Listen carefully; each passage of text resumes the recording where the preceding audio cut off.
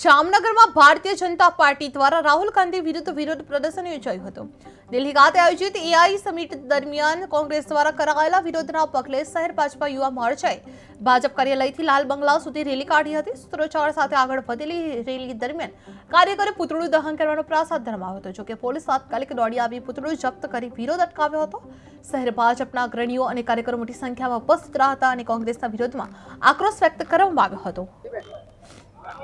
એક દેશની આપણી કહી શકાય વિકાસની ગાથા દેશ જ્યારે કરવા જઈ રહ્યું છે અને ખૂબ વિપુલ પ્રમાણમાં એઆઈમાં રોજગારીની તકો છે। આજે દુનિયા એઆઈની થઈ ગઈ છે, તો ભારતભરમાં દિલ્હીની અંદર આ એઆઈ સમિટ હતી। એમાં દેશ વિદેશથી આયોજકો, એમાં જુદી જુદી કંપનીઓ તેમાં આવી હતી અને એઆઈ સાથેના એઆઈ માટેના કરારો ભારત અને વિદેશી કંપનીઓ સાથે થવાના હતા।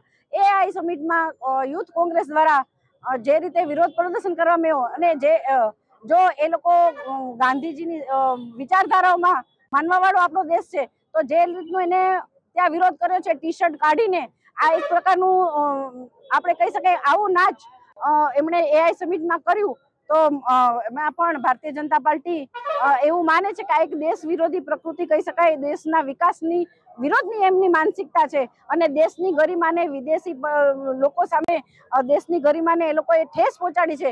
આ ભારત હંમેશા આગતા સત્તાની સંસ્કૃતિઓ રહી છે, તો એમાં જે કોઈ આવ્યા હોય એની સામે વિરોધ પ્રદર્શન કરવું અને દેશના વિકાસમાં રોડા નાખવા, હંમેશા કોંગ્રેસની માનસિકતા પણ દેશના વિકાસમાં રોડા નાખવાની રહી છે અને ખૂબ બધો ભ્રષ્ટાચાર પણ ભૂતકાળમાં એમની સરકારે કર્યો છે। તો દેશ જ્યારે આજે વિકાસના પંથે